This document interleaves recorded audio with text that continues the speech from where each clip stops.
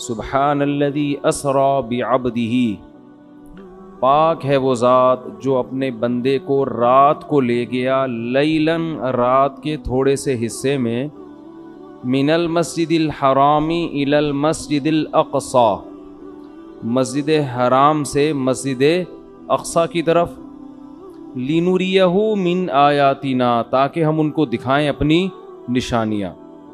इन्नहु हुवस समीउल बसीर, बेशक वो सुनने वाला और देखने वाला है। कुरान में तो बस इतना ही तज़किरा है मेराज का, और इसी सूरह बनी इसराइल में आगे चल के आता है, वमा जअलना रुयल्लती अरैनाका इल्ला फितनतल लिन्नास वश्शजरतल मलऊनत फिल कुरान, कि हमने जो आपको मंजर दिखाया वो हमने लोगों के लिए आजमाइश बनाया है, जैसे हमने शजरे मलऊना को आजमाइश बनाया। दोनों चीज़ों को हमने क्या बनाया? आजमाइश। तो कुरान में बस इतना तस्करा मिलता है मेराज का, एक तो सूरह बनी इसराइल के शुरू में पहली आयत, और एक आगे जाके 2-3 रुकू के बाद। दोबारा रिपीट कर देता हूँ, अल्लाह ऐब से पाक है जो अपने बंदे को रात के थोड़े से हिस्से में मस्जिद हराम से मस्जिद अक़सा ले गया ताकि हम उन्हें अपनी निशानियाँ दिखाएं। और अल्लाह ने दूसरी जगह फरमाया कि हमने जो मंज़र आपको दिखाया, ये मंज़र भी और शजरे मलऊना भी, ये दोनों लोगों के लिए आजमाइश हैं। ये बल्ब जल बुझ रहा है, इससे कुछ नहीं होगा, बेफिक्र रहें। ये दोनों चीज़ें लोगों के लिए आजमाइश हैं। बाकी इसकी तफसील हदीस में मिलती है कि बुराक पर बैठकर आप सल्लल्लाहु अलैहि वसल्लम गए, मस्जिद अक़सा पहुँचे। बहुत दूर है मस्जिद अक़सा, वहाँ अल्लाह ताला ने तमाम पैगंबरों को जमा किया जिनकी आप सल्लल्लाहु अलैहि वसल्लम ने इमामत की, और फिर अल्लाह ताला ने आपको वहाँ से आसमानों पे ले गए और अपना क़ुर्ब अता किया। और फिर आप सल्लल्लाहु अलैहि वसल्लम की मुख्तलिफ़ पैगंबरों से मुख्तलिफ़ आसमानों पर मुलाकातें हुई। आपको मेराज में 50 नमाज़ों का तोहफ़ा दिया गया, जो आहिस्ता आहिस्ता कम होते होते 5। इससे पता चलता है कि बारगेनिंग जो है ना, बारगेनिंग, ये तो अल्लाह उसके रसूल के दरमियान में भी हुई है। लोग कहते हैं जो हमने कीमत बोल दी बस उसी पे ख़रीद लो, एक ज़बान। ऐसा नहीं होता भाई। बारगेनिंग आपने बोलने पर कोई गवर्नमेंट की तरफ से पाबंदी नहीं, आप 1 करोड़ रुपए बोल दो, हम तो कहेंगे ना भाई ये इतने की दोगे तो ठीक है, थोड़ा कम कर लो, थोड़ा कम कर लो। तो लचक होनी चाहिए इंसान की तबीयत में, ये नहीं कि बस एक ही ज़बान है जो बोल दिया। अब अल्लाह ने 50 नमाजें दी थी, कम करते करते कितनी कर दी है भाई? 5। सवाल पैदा होता है जब 5 ही करनी थी तो 50 कहने की ज़रूरत क्या थी? ये ऐसा ही है जैसे अल्लाह ताला कुरान में बाज़ दफ़ा मुश्किल अहकाम देते हैं, लेकिन अभी सहाबा ने अमल किया नहीं होता कि उसको मनसूख कर देते हैं। ऐसा भी हुआ है कुरान में। ये बताने के लिए कि असल तो हम ये हुक्म देना चाहते थे, मगर तुम्हारी रियायत में हम अपने हुक्म को चेंज कर रहे हैं। अगर पहले ही हुक्म दिया जाता ना आसान वाला, तो पता क्या चलता कि अल्लाह असल क्या चाहते थे और आसानी करके क्या चाहते हैं। तो असल तो ये था कि अल्लाह चाहते थे हम दिन में कितनी नमाजें पढ़ें? 50 टाइम। लेकिन अल्लाह को पता था कि ये मुश्किल में पड़ जाएंगे और जहन्नम में जाने वालों की तादाद और ज़्यादा बढ़ जाएगी। इसलिए अल्लाह ने कहा कि मैं तुम्हारी रियायत करता हूँ। जैसे बेवा औरत को निकाह के पैगाम से अल्लाह ने मना किया, लेकिन अल्लाह ने फरमाया अल्लाह को पता है तुम बाज नहीं आओगे तो इशारतन पैगाम भेज सकते हो। उस ज़माने की बात है। तो इसी तरह कुरान में आता है कि हम हुक्म दे रहे हैं कि जब नबी की महफिल में जाओ तो पहले कुछ सदका दिया करो।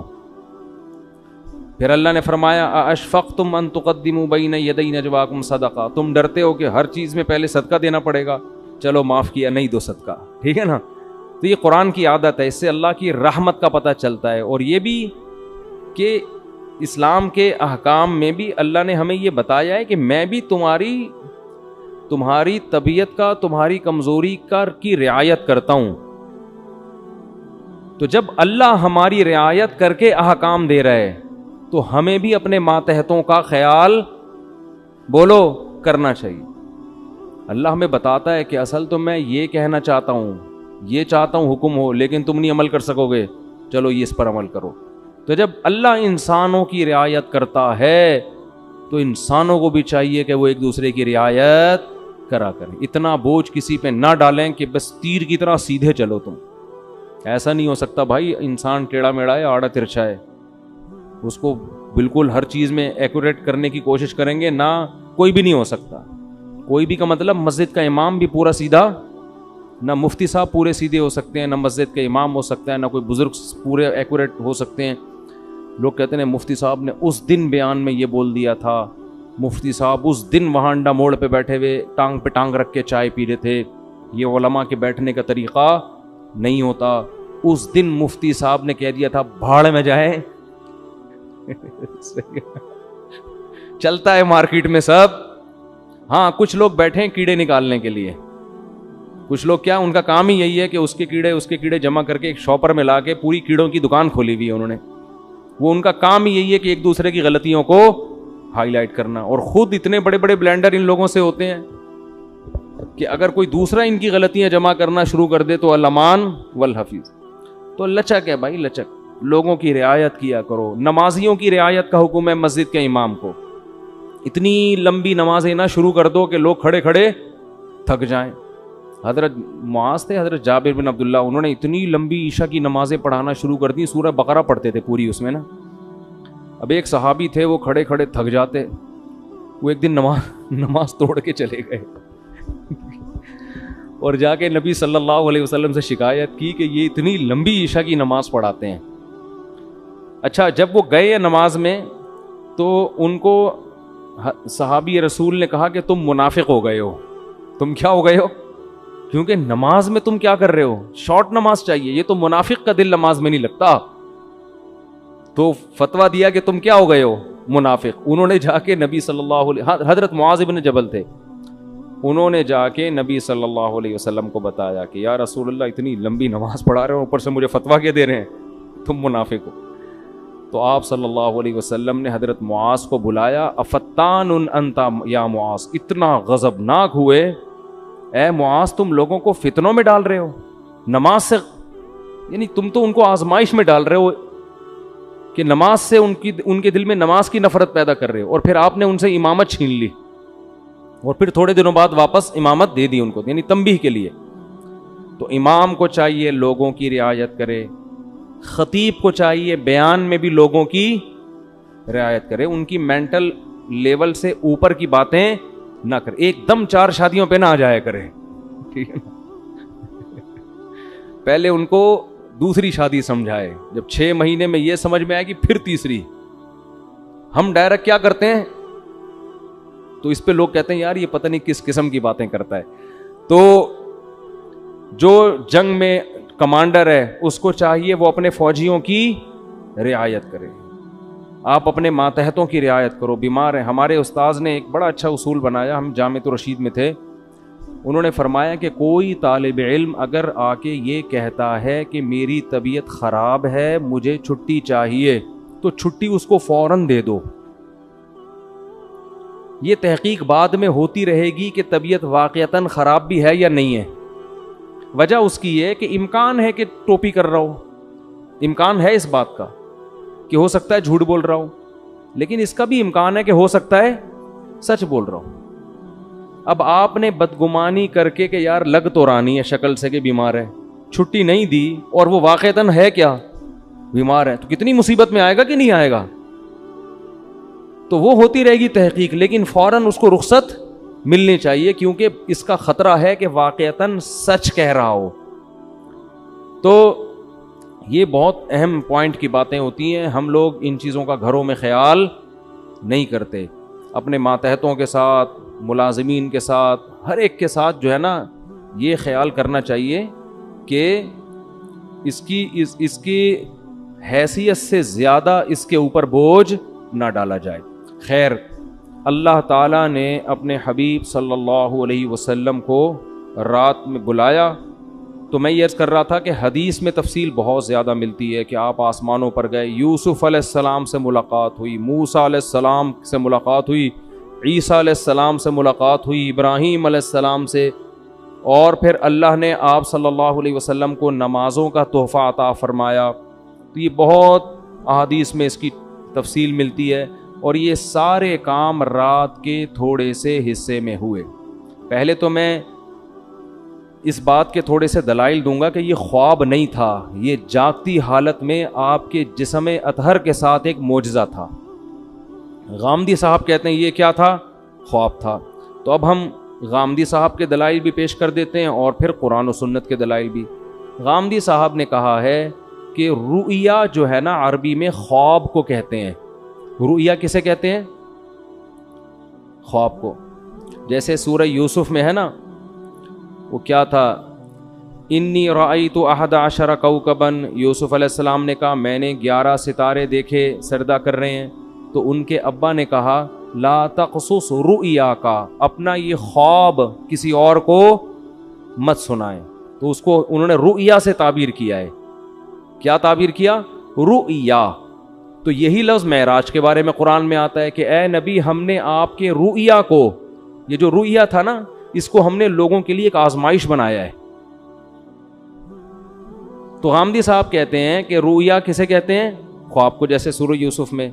इसका जवाब यह है कि रुइया असल में ख्वाब को नहीं कहते, रुइया असल में मंजर को कहते हैं, सीन को कहते हैं।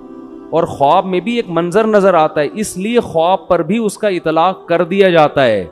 वरना असल रुइया का माना मंजर, सीन, कोई भी चीज आप देखें, चाहे जागती हालत में या ख्वाब में। क्योंकि रुइया का लफ्ज निकला है रुइयत से, रुइयत देखने को कहते हैं। आपने देखा नहीं रुइयत हिलाल, तो क्या ये ख्वाब में देखा जा रहा होता है हिलाल कमेटी है भाई? जब जागती हालत में देख के इतने इख्तलाफ हो रहे हैं तो ख्वाब में देख के पता नहीं क्या हो जाएगा, 6 ईदें होंगी फिर तो ये जागती हालत में इन आंखों के साथ रुयत हिलाल कमेटी नहीं है, रुयत इन्नी अरा माला तरौन इन्नी अखाफुल। कुरान में जहां भी रआ यरआ का लफ्ज आया है देखने के माना में, तो रुइया वो चीज जो देखी जाए। अब ये ख्वाब में भी हो सकती है और जागती हालत में भी, इसलिए इसका असल माना होता है मंजर, लेकिन इसका इतलाक ख्वाब पर भी होता है, क्योंकि ख्वाब में भी एक सीन नजर आता है आपको, पूरा एक मंजर होता है। तो अब हम देखते हैं कि कुरान में जो नबी के लिए, मेराज के लिए रुइया का लफ्ज इस्तेमाल हुआ है, वो ख्वाब के माना में है या मंजर के माना में, दोनों एहतमाल उसमें हैं। तो हम कुरान ही से फैसला करवा लेते हैं कि वो हकीकत थी या बोलो ख्वाब था। कुरान में 2 वाज़ेह करीने, अगर हम हदीस को हटा दें, हदीस से तो पता चलता है कि ये ख्वाब नहीं था। हदीस से तो साफ के बुराक पे बैठ के आप जा रहे हैं, ख्वाब में इन तकल्लुफात की क्या जरूरत है? ख्वाब में आप अमेरिका जाओ ऐसे ही पहुंच जाते हो बगैर जहाज के भी। ये जो पूरा बुराक आ रहा है, जिब्रील आ रहे हैं, जाया जा रहा है, फिर वहां इमामत हो रही है, हदीस से तो साफ पता चलता है। लेकिन हम कुरान में भी देखते हैं कि 2 वाज़ेह करीने हैं जिनसे पता चलता है कि यहां रुइया ख्वाब के माना में नहीं है। सबसे पहले इस रुइया के आगे पीछे जो आयत है वो खुद ही बता रही है। फरमाया वमा जअलना रुयल्लती अरैनाका इल्ला फितनतल लिन्नासी वश्शजरतल मलऊनत फिल कुरान, कि हमने इस रुइया को भी और कुरान में जो मलऊन दरख्त का तज़किरा हुआ है, इन दोनों चीज़ों को लोगों के लिए आजमाइश बनाया। कैसे? मलऊन दरख्त है शजरा ज़क़ूम। कुरान में आता है कि जहन्नम में एक दरख्त है जिसका फल बेइंतहा कड़वा, बहुत कड़वा, जो जहन्नमियों को खिलाने के लिए दिया जाएगा। इस पर मुशरिकीन मक्का कहते थे कि एक तरफ आप कहते हैं जहन्नम में आग है, दूसरी तरफ कह रहे हैं जहन्नम में दरख्त है, दरख्त आग में नहीं उगते। आई बात समझ में? तो अल्लाह ने कुरान में फरमाया कि अल्लाह, जिसका हासिल ये है कि अल्लाह को ये ताकत और कुदरत है कि वो आग के अंदर भी दरख्त पैदा कर दे। और वो क्या है उसके बारे में कारुहा, वो पूरे आयत मुझे याद नहीं आ रही, कि उसकी जो जड़ें हैं ना वो जहन्नम की तह में है, इस तरह की आयत है। अबे नहीं भाई, बोल। खैर, यानी उस जवाब का हासिल ये है कि अल्लाह को ये कुदरत है कि अल्लाह उस दरख्त को जहन्नम के अंदर पैदा कर दे और जहन्नम की तह में उसकी क्या है, जड़ें और शाखें ऊपर हैं, तो आग में अल्लाह पैदा कर सकता है, अल्लाह के लिए कोई मुश्किल नहीं है। देखो, हमने अगर पानी के जानवरों को ना देखा होता कभी भी, तो हम कहते कि पानी के अंदर इंसान या कोई मखलूक जिंदा नहीं रह सकती, सांस कैसे आएगा? तो अल्लाह ने पानी की ही मखलूकों को पैदा कर दिया, करोड़ों मखलूक पानी के अंदर ही जिंदा रहती हैं, बाहर नहीं निकलती। तो अल्लाह को ये कुदरत है कि वो उसी माहौल के हिसाब से चीजें पैदा कर दे। तो अल्लाह फरमाते हैं हमने ये मलऊन दरख्त को बनाया किसके लिए? आजमाइश, ताकि मुशरिकीन और गैर मुस्लिम इसका इनकार करें कि ऐसा मुमकिन नहीं है।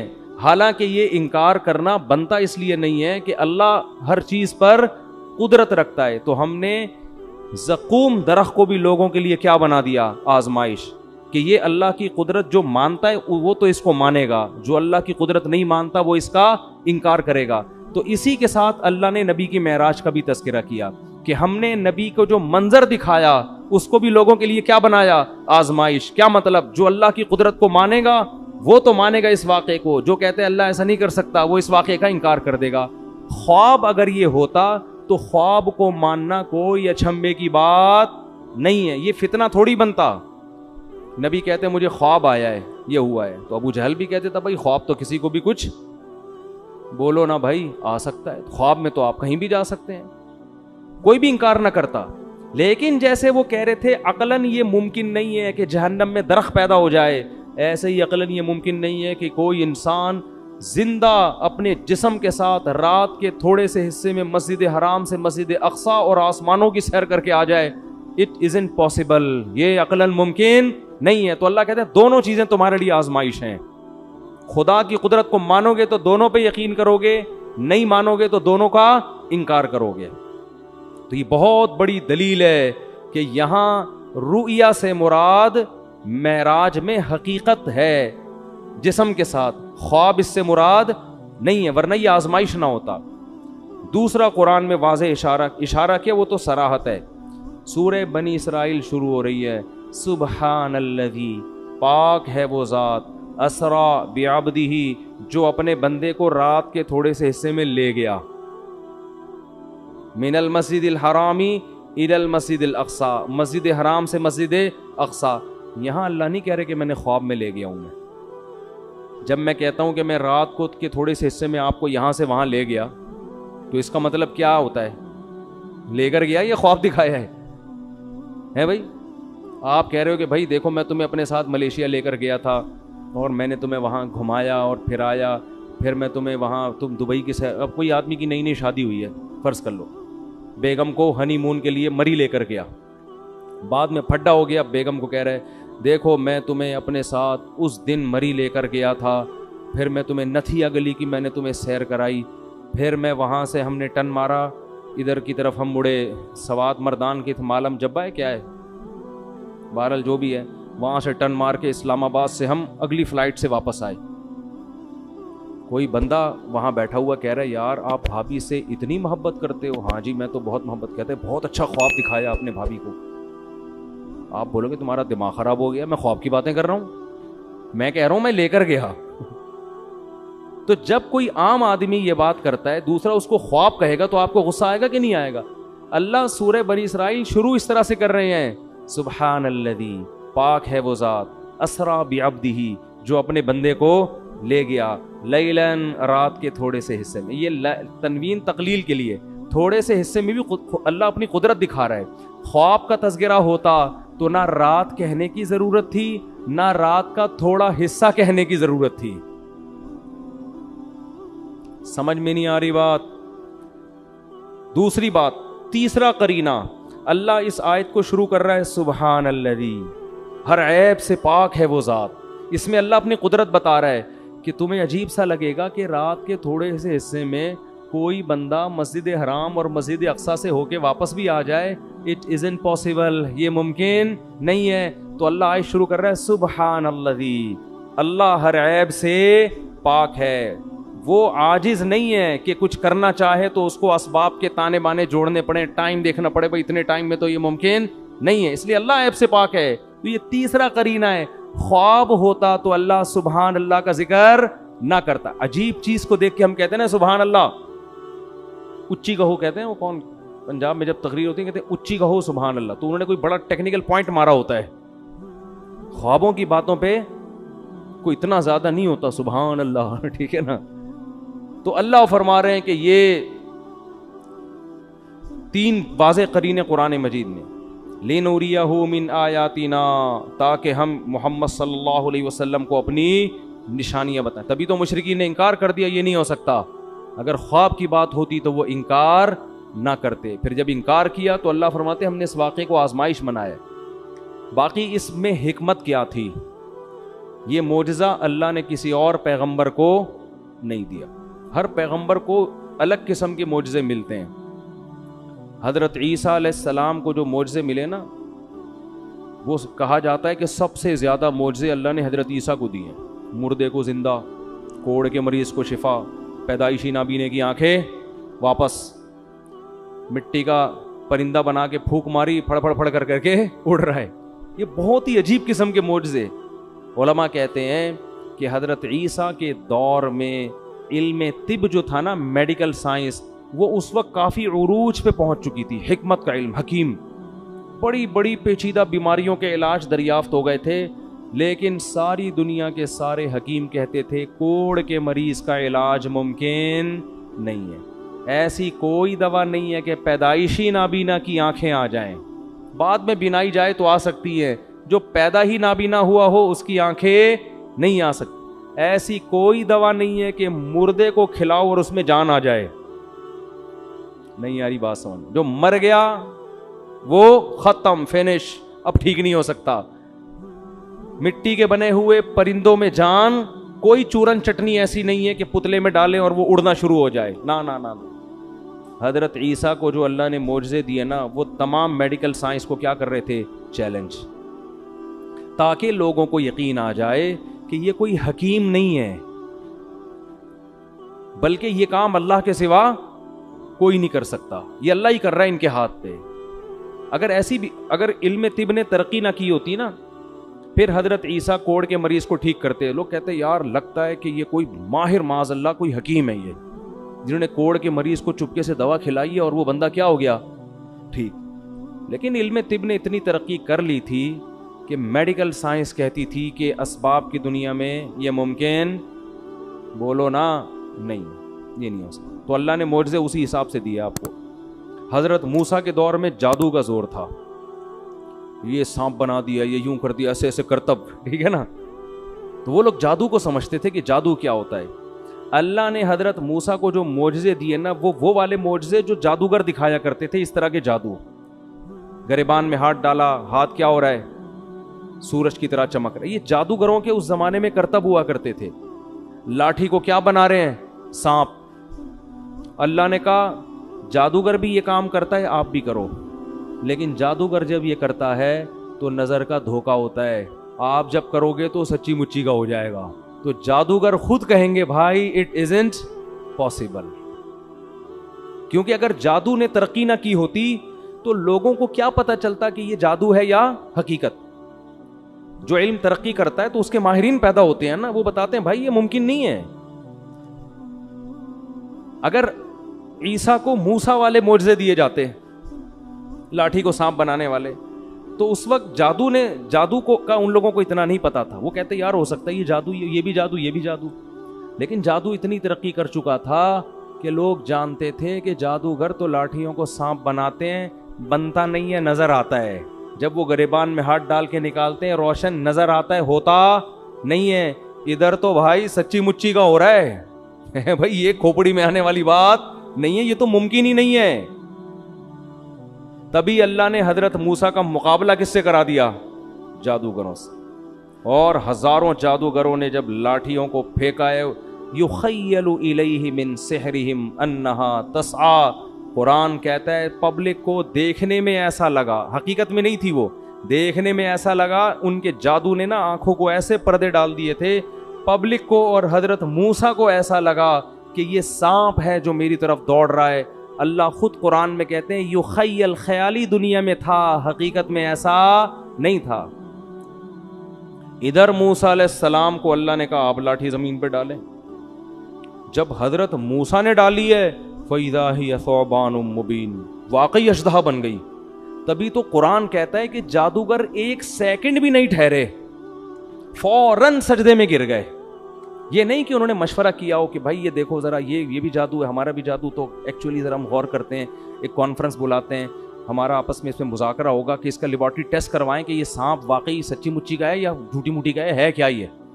कुरान कह रहा है ना ना ना ना ना, फ़उल्क़ी, दो लफ्ज़ कुरान में बलागत के, एक फ़ा और एक उल्किया। फ़ा का मतलब फौरन, इधर लाठी सांप बनी है, इधर जादूगर फौरन। और कुरान कह रहा है सजदे में गिरे नहीं, उल्किया, गिरा दिए गए। गिरा दिए गए क्या क्या मतलब? इसको कहते हैं रिफ्लेक्ट एक्शन। बाज़ दफ़ा सोते में इस तरीके के करीब आपका हाथ आता है और लाशूरी तौर पर पीछे हट जाता है, होता है ना ऐसे। यार एक तो आप लोग को अब साइंस और टेक्नोलॉजी भी सिखानी पड़ेगी। देखो धमाका होता है, बाज़ दफ़ा हम उछलते पहले हैं, सोचते बाद में कि हुआ क्या है। ऐसा ही है कि नहीं है? अल्लाह ने हमारे अंदर कुछ लाशूरी ऐसी सेंस रखी है, वो हमें हादसात में काम आती है।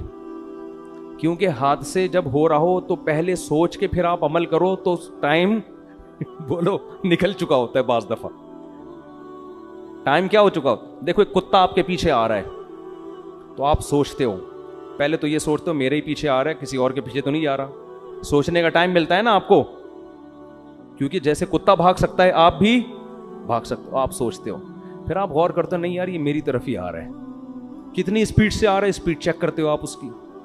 फिर आप ये सोचते हो कि इससे बचने का मेरे पास भागने के अलावा भी कोई रास्ता है। अगर भागने के अलावा रास्ता है तो मुझे तगड़ तगड़ भागने की क्या जरूरत है। तो आपका दिमाग काम करता है, आप पत्थर उठा लेते हो कि यार पत्थर से मारूंगा भाग जाएगा, तो मुझे भागने की टेंशन लेने की जरूरत नहीं है। आप पत्थर उठाते हो, कुत्ते को इस तरह करते हो, कुत्ता अगर डर के रुक गया तो आप कहते हो बहुत जबरदस्त काम हो गया। कुत्ता अगर कुत्ते पने पे आया हुआ है, वो फिर भी नहीं रुक रहा, फिर आप आखिरी हरबे के तौर पर तगड़ तगड़ भागना शुरू करते हो और बिल आखिर आपकी जान बच जाती है। ये सोचने का टाइम मिलता है आपको। लेकिन कुछ इत्तेफाकी हादसे ऐसे होते हैं कि उनमें अगर सोच के काम करोगे तो जैसे वही है ना, अक्सर सुनाता हूं मैं, एक बेचारा शीशे के बर्तन बोरे में भर के बेच रहा था। एक आदत होती है ना बाज लोगों की, तो एक सेठ साहब की आदत थी हर चीज को ठोकर मार के पूछते थे इसमें क्या है। तो वो शीशे का बर्तन उस बेचने वाले ने उस सेठ साहब के सामने रखा। सेठ साहब को पता नहीं था इसमें शीशे के बर्तन है। सेठ साहब ने बोरी पे पांव मारा, बोला इसमें क्या है। उसने कहा है नहीं था अब नहीं है। तो ये कुछ ऐसी चीजें होती हैं जिनमें सोचने का टाइम, भाई उसमें ठोकर मार के पूछोगे तो अब नहीं है, पूछ के ठोकर मारते आप। तो कुछ काम तो ऐसे होते हैं सोच के आप भागो, कुछ ऐसे होते हैं कि भागना पहले पड़ता है, सोचना बाद में। तो ये वो हादसे होते हैं जिसमें अल्लाह ने आपको सोचने का इख्तियार दिया ही नहीं है, कुदरत खुद आपको बचने का मौका देती है, यानी बचा लेती है। जैसे अचानक जब धमाका होता है तो हम उछलते पहले हैं, सोचते बाद में। कुदरत हमें उछालती है कि अबे भाग यहां से, ठीक है ना, कुछ हुआ है। या कुत्ता बहुत करीब आके एकदम भौंकना शुरू कर दे तो फिर आप भागते पहले हो, सोचते बाद में। और खुद इरादे से नहीं भागते, लाशूरी ताकत आपको क्या करती है, भगा देती है। कोई झाड़ी में छुपा बैठा हो, आप करीब से गुजरो, वो एकदम भौ करके जब आवाज देता है तो आप भागते पहले हो, सोचते बाद में। ये गॉड गिफ्टेड कुछ चीजें अल्लाह ने इंसान में रखी हैं। ये इसलिए रखी हैं कि हादसों, इमरजेंसी जब नाफिज हो ना तो आपको सोचना ना पड़े। समझ रहे हैं? पहले काम हो जाए फिर बाद में सोचते रहो। अभी तो कुदरत चाह रही है उस जगह से आप हट जाओ, वरना मर जाओगे आप। बिल्कुल यही काम जादूगरों से हुआ है।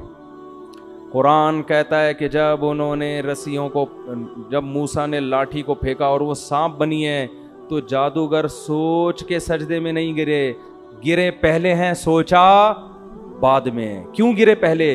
उनके लाशूर में ये बात बैठ गई, भाई ये तो पैगंबर है, ये तो पॉसिबल ही नहीं है कि लाठी सांप बन जाओ। भाई पहले सजदा करो, बाद में सोचते रहेंगे कि ये सजदा सही किया या गलत किया। नहीं आ रही बात। ये कुरान की बलागत है। जब मूसा ने लाठी को फेंका है, कुरान कह रहा है फउल्की, जादूगरों को लाशूरी ताकत ने सजदे में गिरा दिया। ये लाशूरी ताकत कौन थी? ये वही जो हमें धमाकों के वक्त होशियार कर देती है, हम हिल जाते हैं अचानक। तो जादूगरों ने जब ये मंजर देखा ना कि भाई ये लाठी तो हकीकत में सांप बन गई, ये तो अमलन मुमकिन है ही नहीं, ये तो अल्लाह का पैगंबर है, ये अल्लाह ही कर सकता है, ये जादू नहीं है। इतना इंस्पायर हुए कि कुरान कह रहा है कि बगैर सोचे समझे सजदे में गिर गए और बगैर सोचे समझे कहने लगे आमन्ना बि रब्बिल आलमीन रब्बी मूसा व हारून, हम रब्बुल आलमीन जो मूसा और हारून का रब है उस पर ईमान ले आए। अब उसके बाद सोच रहे हैं कि हमारा फैसला सही था या गलत, यानी इसके अंजाम क्या है। तो सोचने के बाद उनको यकीन हो गया कि हमने फैसला क्या किया है, सही। अब फिरौन धमकियां दे रहा है कि तुम्हारी नूरा कुश्ती थी और मैं तुम्हारे हाथ पांव काट के लटका दूंगा। उन्होंने कहा लन नुसिरका अला मा जाअना मिनल बय्यिनात, ए फिरौन, मूसा के बरहक होने के जो हमने दलाइल देख ली है ना, अब हम तेरी बात पर यकीन नहीं करेंगे। फक़ज़ी मा अंता काज, तो हाथ पांव काटने की बात करता है, जो तेरे बस में है वो कर ले। चंद सेकंड का ईमान है मगर कितना पावरफुल। और फिरौन को कब से दावत दी जा रही है, कमबख्त की समझ में बात नहीं आ रही। इनको यकीन हो गया क्योंकि अभी तक निशानी नहीं देखी थी ना, चंद सेकंड का ईमान है इतना तगड़ा। और फिर फिरौन को क्या कह रहे हैं, इन्नमा तक़ज़ी हादिल हयातद दुनिया, तू जितनी सजा देगा इसी दुनिया में देगा ना, तो इस दुनिया में ज्यादा ज्यादा क्या कर लेगा, आग में डाल देगा, कत्ले बना देगा, जेल में डाल देगा, उम्र कैद की सजा दे देगा, तो 25-30 साल के बाद मरमरा के क्या हो जाएंगे, खत्म। और आगे कहने लगे हम जो रब पर ईमान लाए हैं ना, रब पर, उस पर जो हमें रब देगा, वल्लाहु खैरुन व अबका, गॉड का जो इनाम है वो तुझसे ज्यादा अच्छा भी है और हमेशा बाकी रहने वाला भी। क्वांटिटी के एतबार से भी अच्छा, क्वालिटी के एतबार से भी अच्छा है। तो बार्गेनिंग हो रही है, ठीक है ना। तू अगर रब से ज्यादा दे सकता है तो बात कर, जाहिर है वो तू दे नहीं सकता। फिरौन ने हाथ पांव काट के लटका दिया। तो अल्लाह ने ये भी दिखा दिया कि नूरा कुश्ती नहीं है, क्योंकि नूरा कुश्ती में दोनों के मफाद होते हैं, एक कत्ल होने के लिए तैयार नहीं होता। इतनी वाज़ेह निशानियां फिरौन को अल्लाह ने दिखा दी कि देख, जादूगरों ने गवाही भी दे दी है और अपनी कुर्बानी से ये भी साबित कर दिया कि ये नूरा कुश्ती नहीं है। लेकिन फिरौन की खोपड़ी, क्योंकि दुनिया के नशे में जब इंसान आता है ना, शहवत परस्ती में, जो आदमी जिना के करीब जा रहा हो ना, उसे हजार समझाओ आप, हजार दफा हो कि ये हराम है, लेकिन वो फिर भी क्या करता है, जिना में मुब्तला होता है। तो ये गुनाह है ही ऐसी बर्बाद चीज, इंसान को अंधा कर देती। खैर, जल्दी से बात को समेटता हूं। तो मूसा अलैहिस्सलाम को अल्लाह ने जो मोजज़े दिए वो किस हिसाब से, जादूगरों को समझ में आ जाए। ईसा अलैहिस्सलाम को मेडिकल साइंस के एतबार, दाऊद अलैहिस्सलाम का दौर था हुकूमत का, बड़ी बड़ी जंगें हो रही थी उस वक्त, लड़ाइयों का दौर था।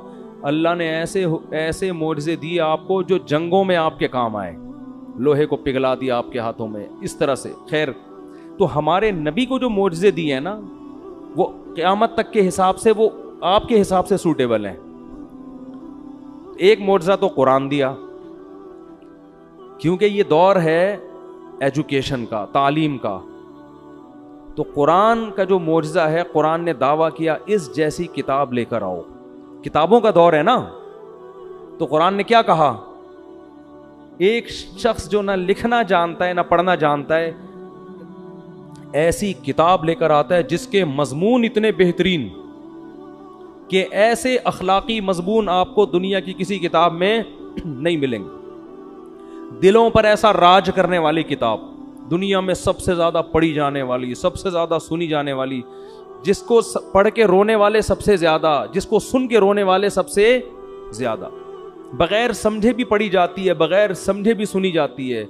लइन इज्तमाअतिल इंसु वल जिन्नु अला यातू बिमिस्लि हाज़ल कुरान, सारी दुनिया के इंसान जिन्नात जमा हो जाएं, ला के दिखाएं, नहीं ला सकते।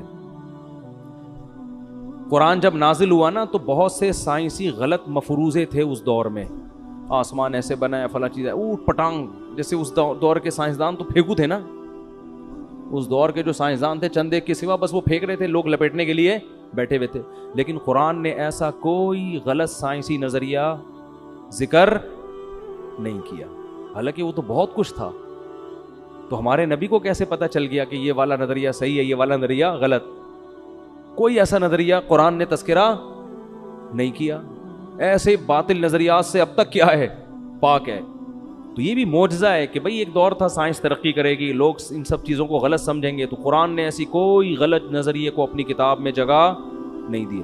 अच्छा, तो मेराज क्यों नबी का मौजज़ा, नबी को ये क्यों मौजज़ा दिया गया? ये इसलिए दिया गया कि आप सल्लल्लाहु अलैहि वसल्लम आखिरी नबी तो हैं, लेकिन सबसे अफजल। तो अल्लाह ये चाहते थे कि आपकी अफजलियत तमाम पैगंबरों के सामने जाहिर कर दें, जिस्मानी एतबार से भी और रूहानी एतबार से भी। तो जिस्मानी एतबार से तो अल्लाह आपको अर्श के करीब लेकर गए हैं, बुलंदियों पे। रूहानी एतबार से नमाज सबसे अहम तरीन इबादत है, तो अल्लाह ने तमाम पैगंबरों को आपका मुक्तदी बनाया, आपको इमाम बना के ये बता दिया कि रूहानी एतबार से भी ये आप सब पर फजीलत रखते हैं। ज़बानी बता देना काफ़ी नहीं होता, प्रैक्टिकल करवाया जाता है। जिसके पीछे इंसान नमाज पढ़ता है उसका एहतराम करता है ना। क्या ख्याल है भाई? भाई हम इनके पीछे क्या पढ़ते हैं? ये अल्लाह के दरबार में हाजिरी के वक्त हमारे रहबर होते हैं। तो अल्लाह के यहाँ तो सबसे अहम चीज़ क्या है? नमाज। तो अल्लाह ने क्या किया? आदम अलैहिस्सलाम, मूसा अलैहिस्सलाम, यूसुफ अलैहिस्सलाम, दाऊद अलैहिस्सलाम, ज़करिया अलैहिस्सलाम, ईसा अलैहिस्सलाम, सारे पैगंबरों को बोला चलो बैतुल मक़दस में सफ़े बना के खड़े हो जाओ। सबको अल्लाह ने बैतुल मुक़द्दस में हाजिर किया। इधर नबी सल्लल्लाहु अलैहि वसल्लम को बुराक पे बिठा के बैतुल मुक़द्दस ले जाया गया और मुसल्ला आपके लिए खाली था। तमाम पैगंबर इंतज़ार कर रहे हैं और आप सल्लल्लाहु अलैहि वसल्लम ने आके उनको नमाज में उनकी इमामत की। इसमें यह भी हिकमत कि आज के बाद सबसे अफजल कौन है? मोहम्मद सल्लल्लाहु अलैहि वसल्लम। सबकी मौजूदगी में मुसल्ला पे कौन खड़ा होगा? अबे बोलने में क्या जा रहा है? नबी सल्लल्लाहु अलैहि वसल्लम।